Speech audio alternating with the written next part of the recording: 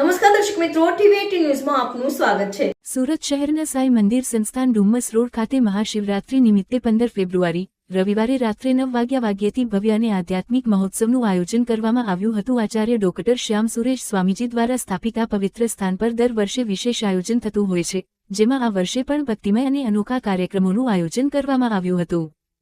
મહોત્સવની શરૂઆત મહાશિવરાત્રી વિશેષ ડાન્સ મેડિટેશન થી થયું હતું। ફ્રાન્સના પ્રખ્યાત કોરિયોગ્રાફર ગિલ્સ ચુએન દ્વારા લાઇવ સંગીત અને જેમ્બેના તાલ પર આ વિશેષ ડાન્સ મેડિટેશન રજૂ કરવામાં આવી હતી।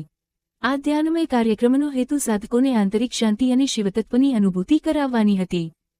આ કાર્યક્રમના માર્ગદર્શક રીતા ફાઉન્ડેશનની શ્રીમતી રીતા કેપ્ટન તથા સાધકોનો સહયોગ હતો, જેના કારણે શિવ સાધના વધુ ભાવસભર બની હતી। તદુપરાંત ઇટર્નલ જોય દ્વારા ઇટર્નલ પ્રેયર્સ નામની સંગીતમય પ્રસ્તુતિ ભગવાન શિવના ચરણોમાં અર્પિત કરવામાં આવી હતી। ત્યારબાદ શ્રી લિંગમ મહાદેવનું વૈદિક વિધિ અનુસાર પૂજન તથા ભસ્મ અભિષેકમ યોજાયું હતું।